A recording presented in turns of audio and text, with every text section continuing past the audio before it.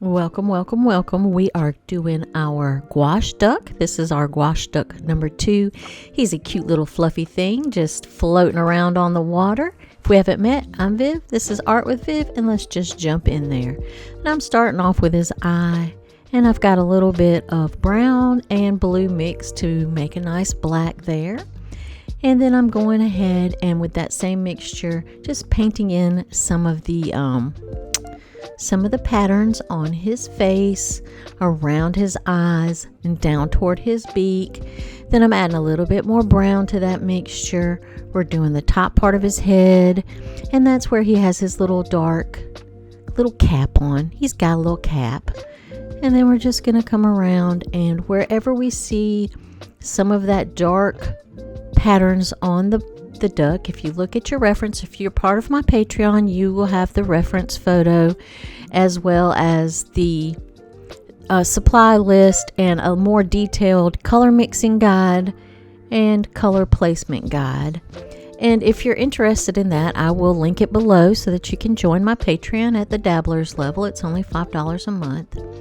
But for right now, I am just doing like a light wash, almost like watercolor, of this darker brown over his body. I'm not painting into the areas that are going to be yellow. And in his cap up there, I had added just a little bit of a lighter brown. So we've got sort of a wash going. It's really thin. It's got a lot of water in it. Like I said, it's similar to watercolor. I've got it that watered down, and we're going to let that dry. We are going to work from thin layers to thicker layers as we progress. That's the way that I've been reading about gouache, and that you should do it. You should start with thin layers and then build those layers up a little bit thicker as you go, which kind of reminds me of oil painting. I'm pretty sure that's how I learned to oil paint. I've only had one oil painting class, and it was like a little 6-week condensed class, but I think I remember that from there. Now I'm taking a pale lemony yellow, and all that is just like a lemon yellow with some white mixed in, going around the sides of his cheeks, down his little chest, and just getting in some of those highlighted areas that I can see on the reference photo, and right above his eye. And I'm trying not to paint over those brown markings. It's got like a little racing stripes that come out from his little bitty eye. So we don't want to mess up his racing stripes. We want our little duck to be fast. Now I'm taking a deeper yellow where I want it to have more shadow. So I'm just going in there with a deeper yellow while that lighter yellow is still wet, and just sort of blending around at the edges. And I'm using a really small detail brush. That's a golden maple detail brush that I'm using.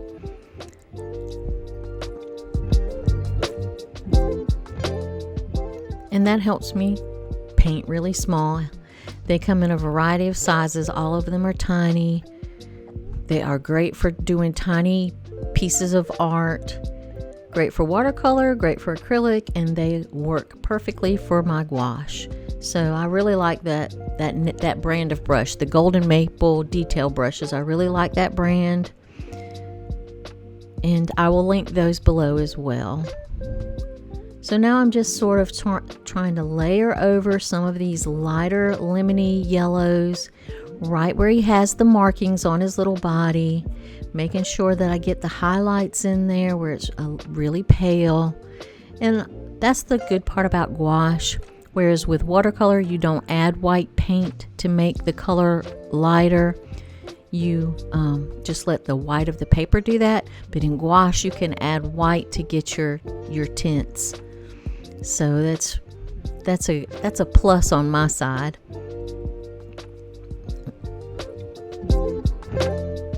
Also in gouache, you can paint lighter colors over darker colors if you're careful. So I'm learning a lot about gouache, that you can break the rules. You know, I read about it first. That's how I go about learning things. First, I will read about it and find out what other artists say is the best practices, the best methods. I'll watch other artists on YouTube, see how they handle their gouache, and then I try it out. And that's when the learning begins. And that's where I found out that even though I read that you're not supposed to do this or you're not supposed to do that, it is perfectly fine to do those things. You just have to be a little careful. So that's why I say your real learning comes from doing. So I encourage you to paint, and draw. Do all the drawing, all the painting, because that's where your learning's going to be. Now, I can guide you. I can show you what I've learned. I can tell you what I've learned, but you're not going to learn until you actually put a brush to paper. So I highly encourage you to get to painting. Now I am working on his beak. I'm going in with sort of a grayish brown, and that's my base color. Then I'm coming back in with some lighter pale gray and going over that and blending it. He has a lot of different shapes and shadows in his beak. His beak is really shiny compared to the rest of him, so I'm trying to capture some of that shine. It also has some really subtle variations in the colors of the grays. Some of them are more blue gray, some are more of a brown gray. He also has a little bit of orange at the tip of his beak. So he's got a lot going on in that beak. But I'm mainly just trying to think about the shapes and the placement of them and what colors that they are and how light or dark that they are. That's what I'm really trying to keep in mind, focus on as I'm doing his beak, as I'm doing the whole duck. Those are the things you want to focus on: the lights, the darks, the colors, the shapes. Now I'm coming back over that first layer that I did with a little bit thicker paint, and I am doing some little brush strokes to look like feathers, and I'm making sure I get in some of those highlights. As you see, I've got some little white highlights in his eyes that I put in there, and right in the little corner of his eye he's got a little white highlight, and that just gives his eye some life. And now I'm just coming in there where I see the really bright pale yellows. It's almost white, but it is actually just a really pale yellow. I put that in first, and now where I want that deeper yellow, I'm going in with a warmer, deeper, almost yellowy orange color and covering up that darker area. You notice how I just sort of mapped in those colors with the first really thin layer, and now I'm coming in and really filling it out with thicker color with a little bit heavier application, as well as more defined brush strokes. So that gives it that texture that you're looking for. It gives it that feeling of feathers. And of course, it deepens the color. You want that color to be nice and bright. You don't want a little pale, sickly looking duck. You want your duck to be strong and bold. Strong and bold. And just keep adding a little bit more of that yellow into some of the areas where it needs to be lighter. I'm just mixing in a little bit of the white gouache into that yellow so that it'll have a little bit of a variation in tone. It will be some lighter yellows, some darker yellows, some mid-tone yellows. And that's what makes the art world go around, is all of the different values of an object. So now I'm putting some really pale yellow right across his back, little brush strokes, and then I'm going with a really pale brown, and we're going to go around the back of his head and just sort of make it look fuzzy. So we're just doing these tiny little brush strokes to look like little tiny fuzzy feathers, and they're going right across the top of his head and then right around his body, over his little shoulder there a little bit. And now I'm just blending some of that in with the tip of my brush, just softening some of those edges, adding a few more brush strokes. And again, we are doing this in layers, so we'll probably add another layer on top of this layer. This isn't the last layer, but he is starting to develop into a three-dimensional appearing object. Obviously, he's not going to be three-dimensional, but he will look more three-dimensional with each layer that we add, taking care to watch those tones and shadows. Now I'm adding a little bit more of that reddish brown into some of the areas on his body. We're going to brighten him up in those areas. And we're blending that around each one of those little yellow markings he has. He has some cute little yellow markings on his body. Going in and adding even lighter yellow in some areas just to add in some highlights, blending out some of that brown across his little head. Now we're going to come back to his beak. I'm adding some almost pure white just to look like highlights right around his nostril, near his face, and then down toward the tip of his beak. Add a little bit of the gray, sort of a grayish mixture, and not quite as light as that pure white, just a little shade darker. And then we're just gonna put in that shape where his beak comes around. I'm gonna take some lighter yellow, lighten up this area right on his racing stripe.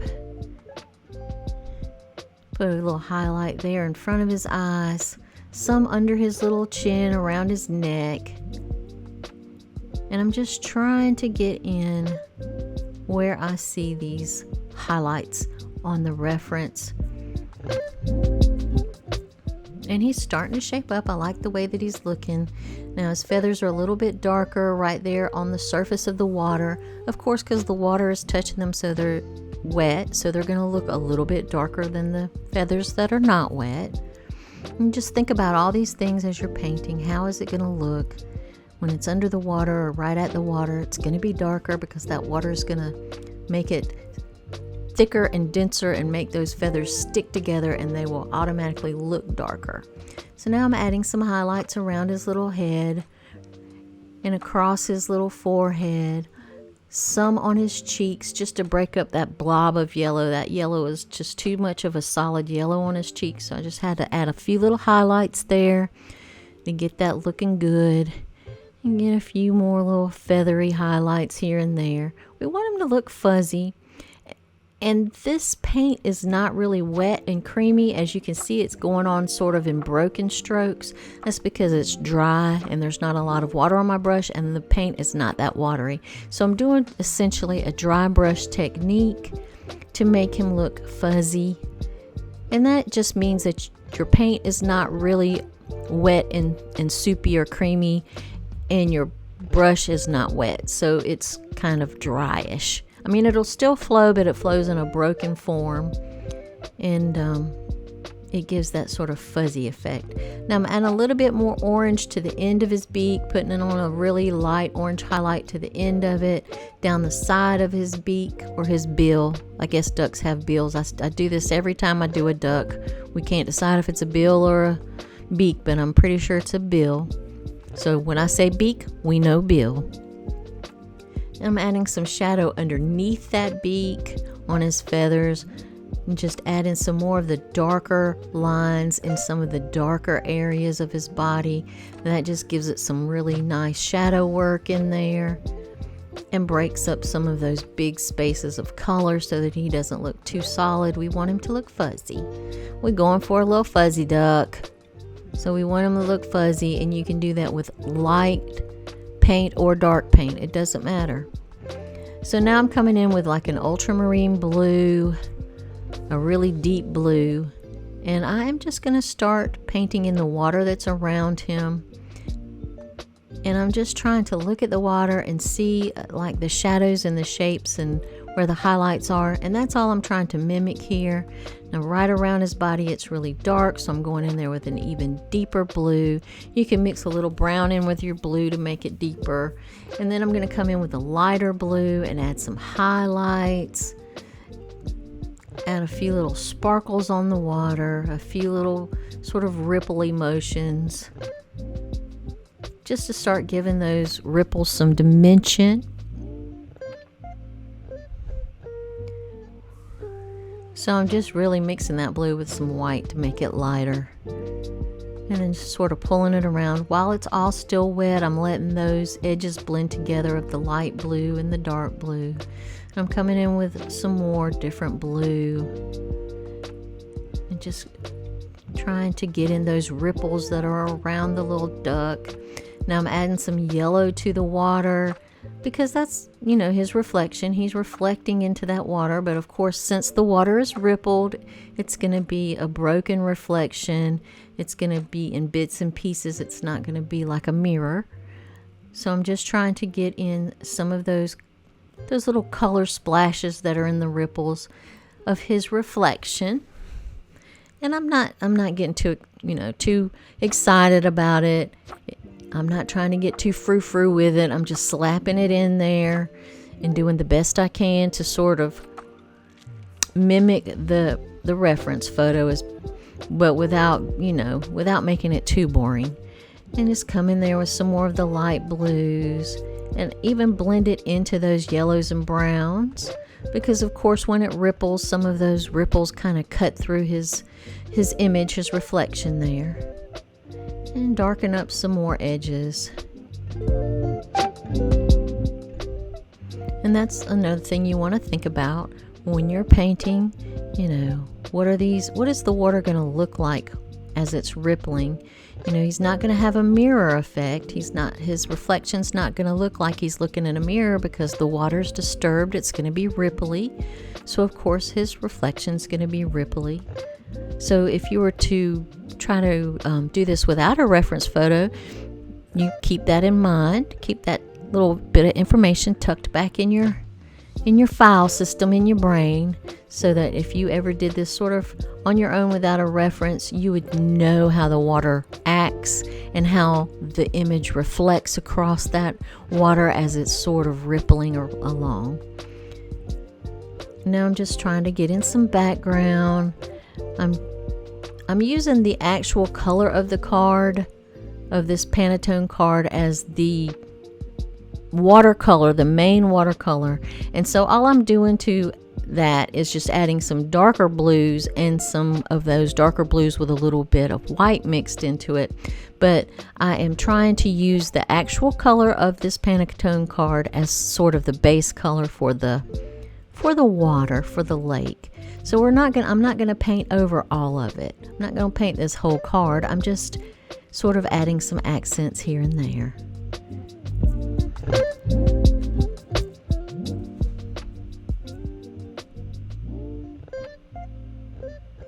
And I really like how this little duck is coming out. I think he's cute. I went on a little duck spree, and I may do this in watercolor for my Patreons, because I have a lot of watercolor enthusiasts in my Patreon. So I may also do this in watercolor this week, and probably by Wednesday, hopefully by Wednesday, have that uploaded for my Patreons. And of course I'll put it on YouTube as well. But if my Patreons will get the outline drawing, they'll get the supply list and all of the things. So now I'm just taking some pure white gouache, and just adding in some really, really bright highlights across the water. Gives it a little extra shimmer. And it also makes it look a little bit more convincing as water. So, because you know how sometimes the sunlight just hits that water and it looks like there's just tiny diamonds just rippling all over it. I love that effect. Now this one is not little tiny diamonds. These are long, sinuous lines that are sort of curving around the ripples. I'm going to add a few more little highlights on his back there. A few more highlights on his little forehead. I got a little too dark, so I just took my finger and blotted it up. Because, it got a little too light, I guess is what I'm trying to say. And I didn't want it that light in that spot. So I just took my finger and blotted it up. You can do that sometimes. You can break some rules here and there.